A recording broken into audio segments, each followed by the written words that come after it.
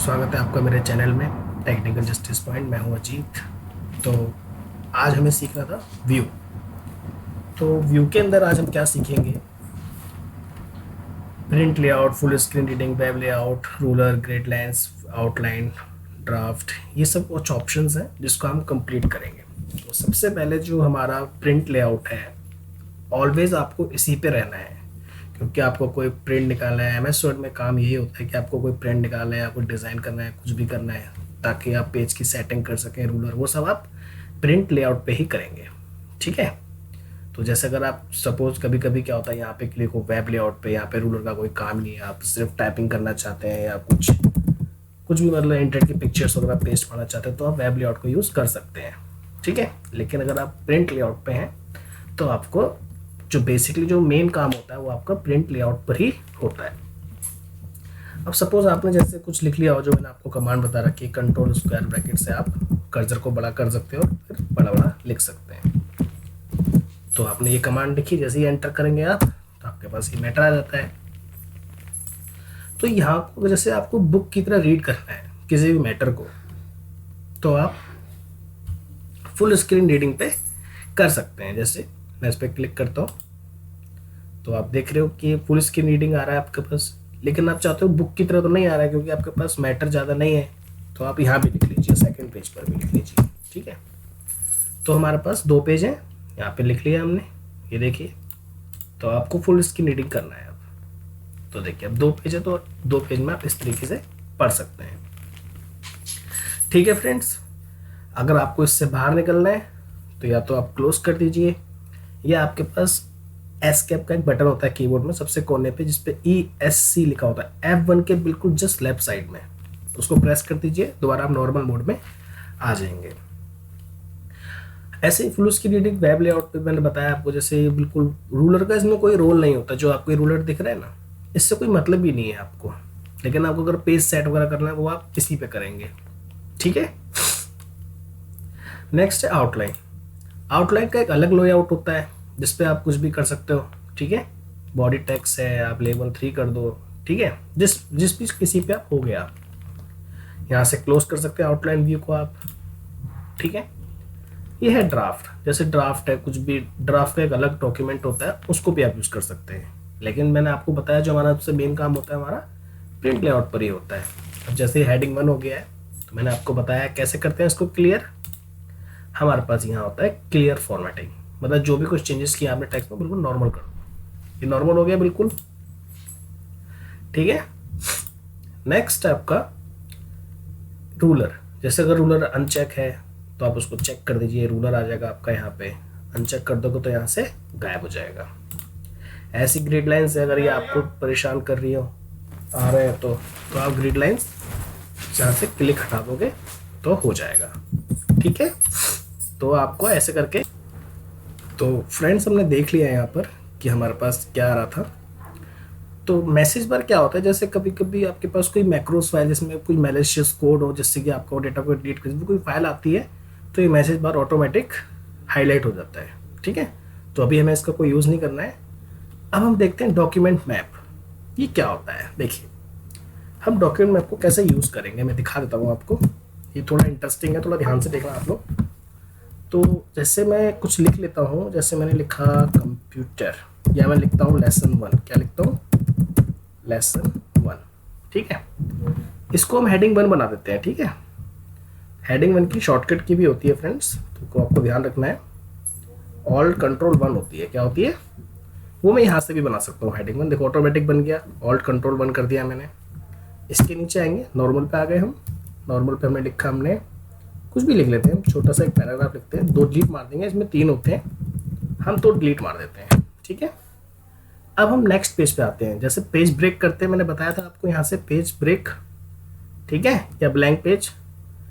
Page break मतलब जहाँ पे आपने कर्सर रखा होगा वहीं से ब्रेक हो जाएगा, और ब्लैंक पेज मतलब अलग से ही ब्लैंक पेज देगा आपको। ठीक है।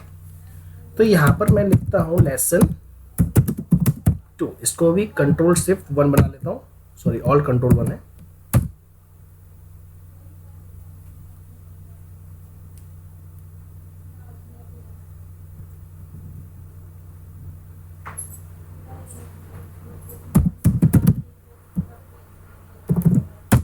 ठीक है फ्रेंड्स।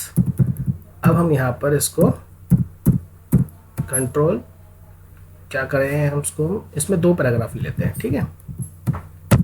अब हमने फिर कंट्रोल एंटर भी कर सकते हैं, बताया था मैंने आपको। और यहाँ पर भी आप ले सकते हैं लेसन 3, इसको आप ऑल्ट कंट्रोल 1 कर दीजिए और देन यहाँ पर आप RAND करेंगे, यहाँ पे तीनों पैराग्राफ रहने दीजिए, ठीक है। अब आप कुछ मत कीजिए, सीधा व्यू में आइए, ठीक है, और सिंपल डॉक्यूमेंट मैप पे क्लिक कर दीजिए, ठीक है।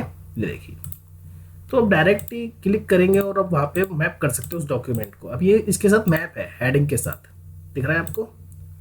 तो ये यूज़ होता है हमारे पास डॉक्यूमेंट मैप का, जिससे हम डायरेक्टली गो थ्रू कर सकते हैं जहाँ पर हमको जाना है, ठीक है। तो अगर आप इसको हटाना चाहें डॉक्यूमेंट तो आप हटा सकते हैं। नॉर्मली जैसे आपके हैं पेज, तो आपको ऐसे करके जाना पड़ेगा, ठीक है ना। Another one is zoom. Zoom में क्या होता है, जैसे आप अपनी स्क्रीन को थोड़ा बड़ा करना चाहते हैं, ठीक है, तो स्क्रीन तो आपकी बड़ी हो गई, आप 100 पे रखिए, this is very good for everyone. 1 page, जैसे अगर आप इसको 1 पेज करना चाहते हैं, ठीक है, आप 100 कर दीजिए। जैसे मैं चाहता हूँ ये 1 पेज मेरे पास, अब 1 पेज और आ जाएगा मेरे पास, ठीक है, एक और ले लेते हैं। तो जैसे आप 1 पेज करेंगे तो ये 1 पेज के गैप में दिखाएगा, इस तरीके से आपको एटा स्क्रॉल बार से मूव कर सकती है, स्क्रॉल बार है हमारा। और अनदर वेज 2 पेज, तो 2 पेज के गैप में देखना चाहते हैं आप, तो आप 2 पेज देख सकते हैं, ठीक है। और यह पेज की विड्थ आपको कितनी रखनी है, यहाँ पर ज़्यादा हो गई है ना विड्थ, तो ये विड्थ के लिए है। अगर आप 100 कर देंगे तो दोबारा से सेम हो जाएगी। ये है फ्रेंड्स न्यू विंडो। जैसे आपको एक नया विंडो चाहिए तो क्लिक कर देंगे आप, तो एक न्यू विंडो आ जाएगी, उसी की विंडो। आप जैसे ये कैसी विंडो बताऊँ मैं आपको, ये थोड़ा सा इसको नीचे कर लेता हूँ मैं। ये देखिए मैटर सेम होगा उसका और उसका, और यहाँ पे आप देख सकते हैं कि इसी का जैसे दिख रहा है ना 1 कॉलम 2, तो फर्स्ट का ही सेकंड पार्ट उसने ओपन कर दिया है, ठीक है। एक और विंडो खोल सकते हैं आप, ये देखिए। तो इस तरीके से व्यू में जाके आप फिर से एक न्यू विंडो खोल सकते हैं। अब ये सारी आपको अरेंज करनी है, जैसे आपको देखने में बहुत प्रॉब्लम हो रही है कितनी विंडो ओपन हो गई हैं, तो आप उसको अरेंज भी कर सकते हैं ऐसे करके। ये देखिए सारी अरेंज हो गई हैं, ये भी अरेंज हो गई, ये भी अरेंज हो गई, ये भी हो गई, ये भी हो गई, सारी अरेंज हो गई हैं, ठीक है। तो आप इसको क्रॉस कर दीजिए, हम नॉर्मल ले लेते हैं अपना जो हमारे पास था ये वाला, ठीक है। अब हमारे पास स्प्लिट आपको पता है, जैसे हम यहाँ से, अब ये स्प्लिट का ऑप्शन आ गया, जैसे क्लिक करें स्प्लिट, कहाँ से स्प्लिट करें, मैंने कहा यहाँ से।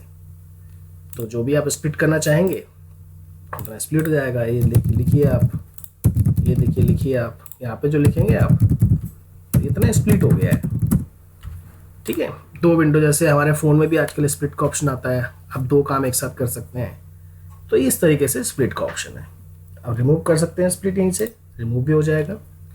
अब ये है view side by side synchronous scrolling and reset window position, ये बहुत ही इंपॉर्टेंट है, इसको देख लेते हैं। व्यू साइड बाय साइड क्या है, जैसे आप, मैंने बताया आपको, जैसे आप न्यू विंडो खोल लो एक और, and again open a new window. मैं 3 विंडो ओपन कर लिया मैंने।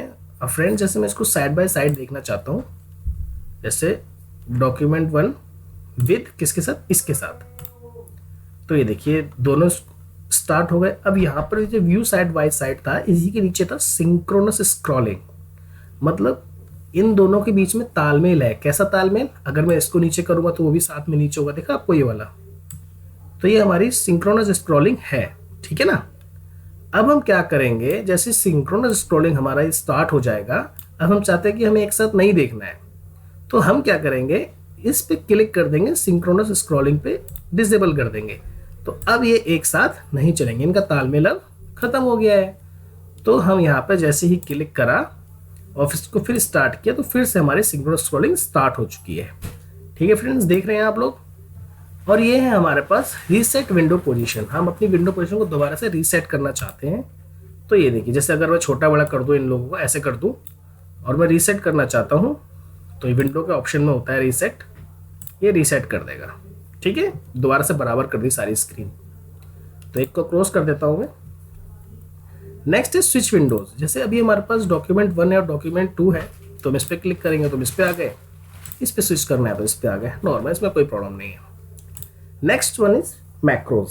मैक्रोज क्या होता है, जैसे कोई भी एक वर्ड आपको कुछ भी मतलब आपको अगर बार बार लिखना पड़ता है तो आप उसका मैक्रोज रिकॉर्ड कर सकते हैं। कैसे, मैं आपको करके दिखाता हूँ। जैसे कोई वर्ड लेते हैं, जैसे हमें सिंक्रोनाइज बार बार लिखना पड़ता है, जैसे मैंने गलत लिख दिया ये, सॉरी सही हो गया कोई बात नहीं। अब ये वर्ड हमें लिखना पड़ता है बार बार, तो हम क्या करेंगे, जब भी हम इसको लिखना चाहेंगे, लिखने से पहले हम रिकॉर्ड पे क्लिक कर देंगे। किस पे, रिकॉर्ड, रिकॉर्ड मैक्रो। उस मैक्रो का एक नाम देंगे, मैक्रो 2 दे रखा है, आप चेंज भी कर सकते हैं। मैं दे देता हूँ सिंक्रोनाइज। मतलब जो बड़े बड़े वर्ड होते हैं पूरी लाइन भी लिख सकते हैं, जो इतना आपको मन करे। क्लिक कर दिया, अब मैक्रो की रिकॉर्डिंग स्टार्ट हो चुकी है। देखो जैसे ये बटन आ रहा है बना हुआ, एरो का कर्सर देखो मेरा यहाँ पे ये दिख रहा है आपको। अब मैं यहाँ पर लिखता हूँ सिंक्रोनाइज, जैसे मैं R&D लिखता हूँ, उसके अंदर फंक्शन में बहुत सारी चीज़ रिकॉर्ड है ना। तो सिंक्रोनाइज मैं लिखता हूँ, स्पेलिंग गलत हो गई तो आप इसको सही कर सकते हैं। कैसे, आप इसको F7 प्रेस कर सकते हैं, या मैंने आपको ऑप्शन बता रखा है स्पेलिंग एंड ग्रामर। ये देखिए सिंक्रोनाइज स्पेलिंग हो गई, हम इसको चेंज कर देते हैं और क्लोज कर देते हैं। ठीक है, एस कैपिटल कर सकते हैं हम, एस कैपिटल कर देंगे, सही हो जाएगा सब। हट गई ग्रीन लाइन। तो अब हम अपने मैक्रो को स्टॉप कर सकते हैं। क्या कर सकते हैं, स्टॉप। तो मेरे को कहीं पर भी अगर ये वर्ड लिखना हो तो मुझे कुछ नहीं करना, व्यू मैक्रोस में जाना है और अपने सिंक्रोनाइज वाले मैक्रो को रन कर देना है। देखो जो जो मैंने रिकॉर्ड करा वो सब हो रहा है। ठीक है, तो आप एक बार में चेंज कर सकते हैं अपनी स्पेलिंग, कोई प्रॉब्लम नहीं है फ्रेंड्स। तो ये आप कर सकते हैं। ठीक है, दोबारा रन करते हैं एक बार, सिंक्रोनाइज, रन और चेंज। क्या कर देंगे, ये वाली हमारी ये स्पेलिंग है, चेंज दिख रहा है आपको, क्लोज। तो ये हमने मैक्रो रिकॉर्ड किया है। हम कुछ भी रिकॉर्ड कर सकते हैं, कोई भी एक लाइन रिकॉर्ड कर सकते हैं, इसमें कोई प्रॉब्लम नहीं होगी फ्रेंड्स। ये देखिए आपको 3-4 सिंक्रोनाइज आ गए हमारे पास। ये हमारा था, पॉज कर सकते हैं बीच में, अगर आपको कोई काम आ गया तो पॉज भी कर सकते हैं। तो हमारा ये व्यू बिल्कुल खत्म हो गया है। This is the end of MS word. सीखने का कभी एंड नहीं होता, आप डेली लाइफ में कुछ ना कुछ सीखते रहेंगे फ्रेंड्स। तो अब हमारे पास इसके अंदर सिर्फ एक चीज़ रहेगी जो मैंने बताया था आपको, फॉर्मेट। क्या बताया था, फॉर्मेट ऑप्शन। तो फॉर्मेट ऑप्शन हम इसके बारे में आगे पढ़ेंगे। आज हम व्यू खत्म करके इतना ही करते हैं। आज हमारा MS वर्ड की सीरीज जो है फिनिश हो चुकी है। आगे हम 2 स्पेशल वीडियो करेंगे, कुछ टेम्पलेट्स के बारे में और एक अपना जो मैंने बताया फॉर्मेट के बारे में। ठीक है फ्रेंड्स, तो आज की वीडियो मैं यहीं पे फिनिश करता हूँ। आई होप कि आपको समझ में आया हो सब कुछ। Okay friends, bye bye, take care.